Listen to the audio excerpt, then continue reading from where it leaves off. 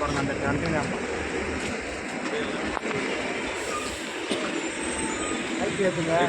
Light எரிய வைங்க. இப்போ வடச்சுவங்க எலக்ட்ரிஷியனை உடனே எரிய வைங்க. ஒரு வண்டி மூடாக கொண்ட வண்டியை செக் பண்ணலாம். வர்றவங்க பிடிச்சிட்டாங்க.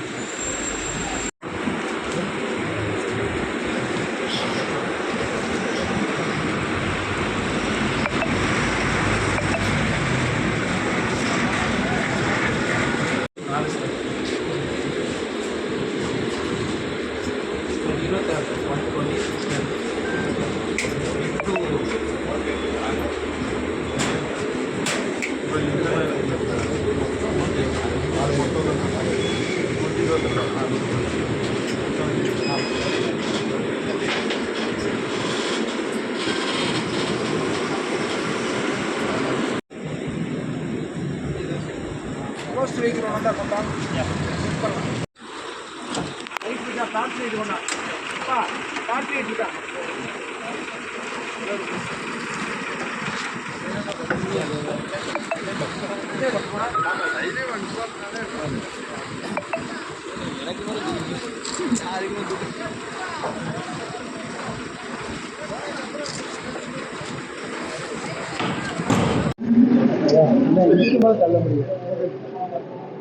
கிளியராக இந்த ஸ்டேட் போர்டர் செக் போஸ்ட்டு வந்து செக் பண்ணியிருக்கிறோம்.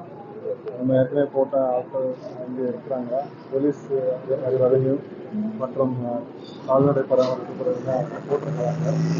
இது வந்து கண்காணிச்சுட்டு இருக்கிறோம்.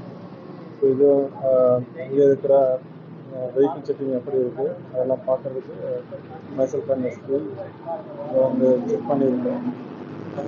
பட் இன்னொரு ஸ்ட்ரென்தன் பண்ண வேண்டியிருக்குது. ஸ்ட்ரென்தன் பண்ணுறதுக்கு நிறைய மெஷர்ஸ் எடுத்துகிட்டு இருக்கோம்.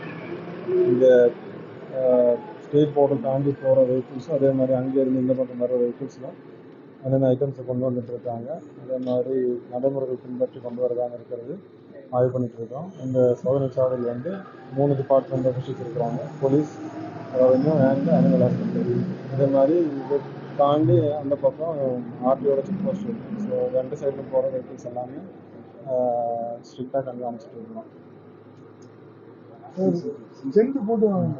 ஸ்ட்ரென்த்து காணாமல் இருக்கு. ஏன்னா ஒரு இன்ஸ்பெக்டர் 2 எஸ்எஸ் அந்த போலீஸ் தான் இருக்காங்க. ஏன்னா அவங்க வந்து எப்படிலாம் கொஞ்சம் ஒரு கலர்ச்சி வரதான் செய்யும். இது கூடுதலாக போலீஸாக இருந்தாங்கன்னா நமக்கு ஒரு ஷிஃப்ட்டுக்கு தான் போட்டிருக்கு. 2 ஷிஃப்ட் தான். அது சிசிடிவியில் கண்காணி டர்ன் வைஸ் அது 8 hours டியூட்டி தான் போட்டிருக்கு. ஒரு ஷிஃப்ட் வந்து ரெவென்யூ சைடில் 2 பேரும் போட்டிருக்கு. அதே மாதிரி போலீஸ் சைடில் ஆளுங்க போட்டிருக்கு. ஷிஃப்ட் வைஸாக ஆள் போட்டிருக்கு. அதே மாதிரி இங்கே சிசிடிவி கனெக்ஷன் பண்ணி வாட்ச் டவரும் போட்டுருக்குறாங்க. வாட்ச் டவரில் போலீஸ் நிற்கிறாங்க. மேலே வண்டிக்கு மேலே என்ன போட்டுருக்குறதுக்கெல்லாம் போலீஸ் வாட்ச் பண்ணிட்டு இருக்காங்க. அது இல்லாமல் சிசிடிவி கனெக்ஷன் வந்து எஸ்பி ஆஃபீஸில் கொடுத்துருக்காங்க. என்னோட ஆஃபீஸில் கனெக்ஷன் கொடுத்துருக்கு. ஸோ வி ஆர் வாட்சிங்.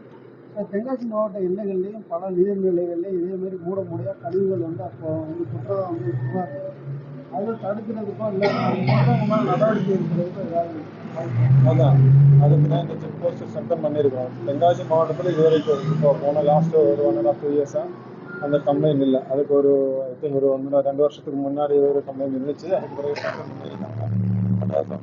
இது வரைக்கும் அந்த மாதிரி கம்ப்ளைண்ட் தென்காசி மாவட்டத்தில் வரல. மற்ற மாவட்டத்தில் இருக்கிறது அந்த மாவட்டத்தில் நடவடிக்கை எடுத்துருவாங்க. இப்போ ஸ்கிராப்னு சொல்லி அங்கேருந்து நிறைய இ வேஸ்டஸ் அது போக தகரம் அந்த மாதிரி விஷயங்கள்லாம் நிறையா கொண்டு வர்றாங்க. இதெல்லாம் வந்து இங்கே வந்து ஒவ்வொரு பகுதியிலையும் போட்டு எரிக்கிற மாதிரி ஒரு தகவல் இருக்குது. இது வந்து அவ்வாறு எரிக்கிறவங்க மேலே வந்து அதனால் வந்து அதிகமான நோய்வாய்கள் உருவாகிறதுக்கும் புற்றுநோய் உருவாகிறதுக்கும் வாய்ப்பு இருக்குது. அந்த மாதிரி எரிக்கிறவங்க மேலே ஏதாவது எலக்ட்ரானிக் கழிவுகள் இந்த மாதிரி தகவல் எங்கள்கிட்ட கவனத்துக்கு வரல.